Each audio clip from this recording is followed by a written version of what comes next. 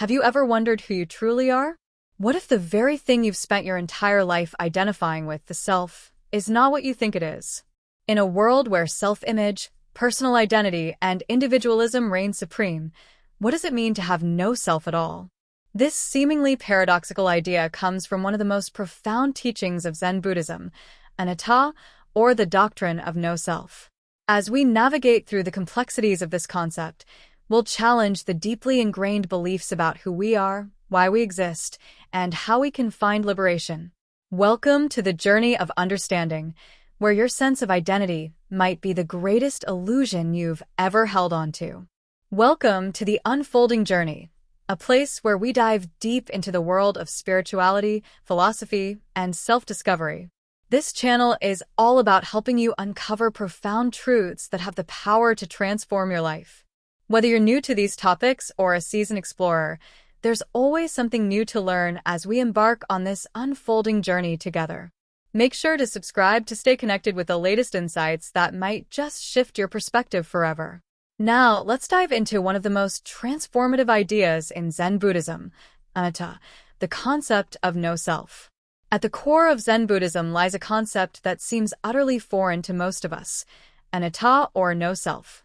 It's a radical departure from what many consider the foundation of human existence, the idea of a permanent, unchanging self. To understand Anatta, we first need to step back and explore how we typically view ourselves in the West. In Western philosophy and culture, the idea of the self is deeply embedded in our understanding of existence. From the ancient Greeks to modern psychology, there's a strong belief in the individuality and continuity of the self. This notion of self is often linked to a sense of ownership over one's thoughts, emotions, and actions, creating a stable and coherent identity that persists through time. We believe that I am a singular, unique, and permanent individual. In stark contrast, Zen Buddhism challenges this belief with the idea that there is no permanent, independent self. Instead, Zen teaches that the self is an illusion, a construct that arises momentarily from the interactions of various factors. It is fleeting, impermanent, and ultimately non-existent. This is where Anatta comes in. Anatta is a Pali word that translates to not self or no self. It is one of the central teachings of Buddhism, directly opposing the idea of Atman, the eternal soul or self, found in many other spiritual traditions, including Hinduism. According to the Buddha, clinging to the notion of a permanent self leads to suffering because it creates attachments and expectations that are ultimately unsustainable. In Zen, Anatta is not merely an intellectual idea, it's an experiential truth that must be realized through direct experience, often through practices like meditation or mindfulness. This teaching asserts that the self, as we understand it, does not exist in the way we imagine it to. Instead, what we refer to as self is a dynamic and ever-changing process.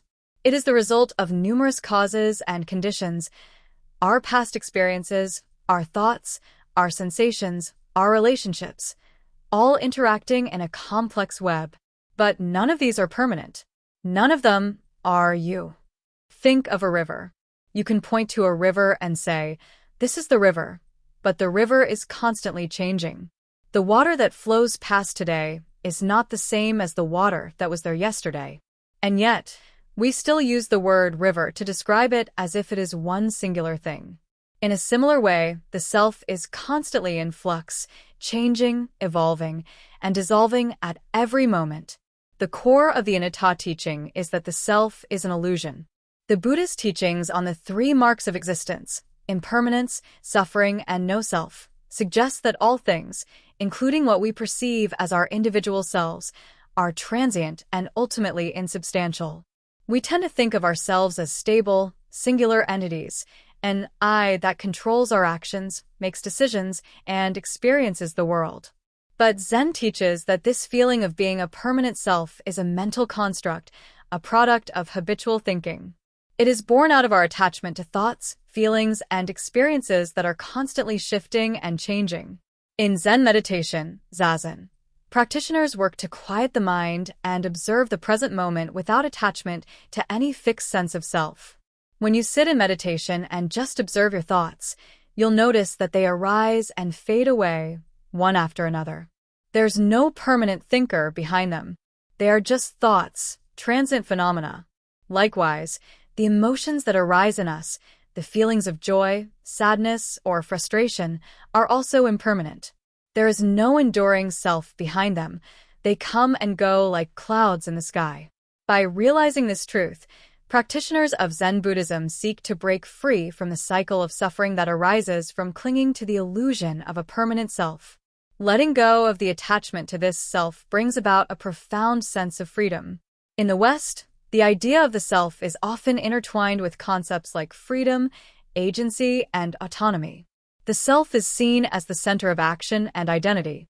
Western philosophy, from Descartes, I think, therefore I am, to existentialist ideas of personal choice and responsibility, reinforces the belief that the self is central to our understanding of reality. We are taught to build and preserve a strong, autonomous self in a world that encourages individualism and self-expression. Zen Buddhism, however, suggests that this strong sense of individualism is a source of suffering. In Zen, liberation comes not from affirming the self, but from transcending it.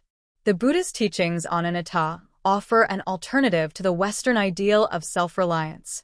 By relinquishing the need to define ourselves as fixed entities, we experience a deeper sense of interconnectedness with the world around us. The goal of realizing anatta is not nihilism or a denial of existence. It's about seeing through the illusion of the fixed self to experience the true nature of reality, one that is fluid, interconnected, and free from the grasping of a permanent identity. In Zen, this realization is said to lead to enlightenment, or satori, a profound awakening to the nature of the self and the world. Zen practice, such as sitting in silent meditation, helps us cultivate the awareness to observe how we construct the self in our minds. Through this process, we begin to dissolve the rigid boundaries of identity and experience a more expansive, inclusive sense of being. We come to see that we are not isolated individuals but part of a greater whole, interconnected with all life. So, what does this all mean for us in the modern world? In a society that places such a heavy emphasis on self-identity, success, and individual achievement, the concept of anatta can be unsettling. But it also offers a powerful way to transcend suffering. By recognizing that our sense of self is transient and ultimately illusory, we open ourselves to a deeper, more fulfilling way of experiencing life.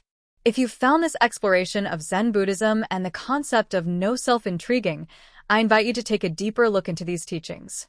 Meditation, mindfulness, and contemplation can help reveal the truth of anatta for yourself.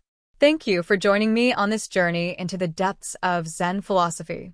If you found this video helpful or thought-provoking, be sure to like, share, and subscribe to The Unfolding Journey so we can continue to explore these life-changing concepts together. Remember, the self you think you are may not be who you truly are. Let's explore this path of discovery together. Subscribe now and never miss another exploration into the mysteries of life, identity, and the nature of being. Don't forget to hit the bell icon to be notified whenever we release a new video. See you next time on The Unfolding Journey.